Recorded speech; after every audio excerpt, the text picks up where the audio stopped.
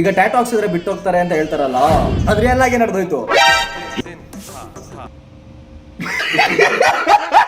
Full story ಹೇಳ್ತೀನಿ, follow ಮಾಡ್ಕೊಳ್ಳಿ. ಅವತ್ತು ಮಧ್ಯಾಹ್ನ ಒಂದು 3 ಗಂಟೆ ಇರ್ಬೋದು, ಕ್ಲೈಂಟು ಬಂದರು. ಈ ಥರ ನನ್ನ ಗರ್ಲ್ ಫ್ರೆಂಡ್ ನೇಮ್ನ ಟ್ಯಾಟೂ ಹಾಕ್ಸ್ಬೇಕು ಅಂತ ಹೇಳಿದ್ರು. ಡಿಸೈನ್ ಎಲ್ಲ ನೋಡಿದ್ವಿ ನಾವು, ಕ್ರಿಯೇಟಿವ್ ಆಗಿ ಆ ಇಯಲ್ಲಿರೋ ಡಾಟ್ನೆಲ್ಲ ಹಾರ್ಟ್ ಎಲ್ಲ ಮಾಡಿ ಡಿಸೈನ್ ಎಲ್ಲ ಮಾಡಿದ್ವಿ. ಟ್ಯಾಟೂನ ಹಾಕಿದ್ವಿ, ಟ್ಯಾಟೂನು ಚೆನ್ನಾಗಿ ಬಂತು, ಕ್ಲೈಂಟು ಹ್ಯಾಪಿ, ನಾನು ಹ್ಯಾಪಿ, ಮನೆಗೆ ಹೋದ್ವಿ. ಮಾರನೇ ದಿನ ಬೆಳಿಗ್ಗೆನೆ ಫೋನ್ ಮಾಡಿಬಿಟ್ಟು ಏನನ್ಬೇಕು ಬ್ರೋ, ಕವರಪ್ ಮಾಡಿಸ್ಬೇಕು ಬ್ರೋ.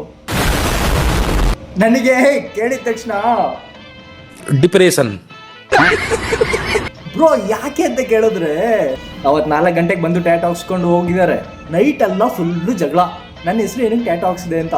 ಈಗ ನೀನು ಆ ಟ್ಯಾಟೂನ ತೆಗಿಸ್ಬೇಕು, ಅವಾಗ ಮಾತ್ರನೇ ಕಂಟಿನ್ಯೂ ಮಾಡ್ತೀನಿ, ಇಲ್ಲ ಅಂದರೆ ಬ್ರೇಕಪ್ ಅಂತ ಹೇಳಿ ಕಳ್ಸೋರೆ.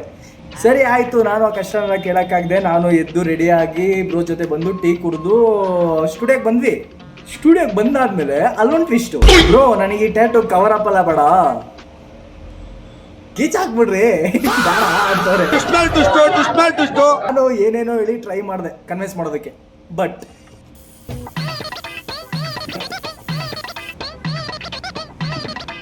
ಸೊ ಟ್ಯಾಟೂ ಹಾಕೋದ್ರಿಂದ ಯಾರು ಬಿಟ್ಟೋಗಲ್ಲ, ಯಾರು ಬಿಟ್ಟೋಗ್ತಾರೋ ಅವ್ರ ಹೆಸರು ಟ್ಯಾಟೂ ಹಾಕ್ಸ್ಬಾರ್ದು. ಆ ಥರ ಏನಾದ್ರು ಇದ್ರೆ ಬ್ರೇಕಪ್ಪು ಇಲ್ಲ ಡೈವರ್ಸ್ ಮಾಡೋಕ್ಕೆ ಯಾರು ತುಂಬ ಕಷ್ಟಪಡ್ತಾ ಇದ್ದೀರಾ, ನನ್ನ ಹತ್ರ ಬನ್ನಿ ಟ್ಯಾಟೂ ಹಾಕ್ಸ್ಕೊಳ್ಳಿ ಅಷ್ಟೇ.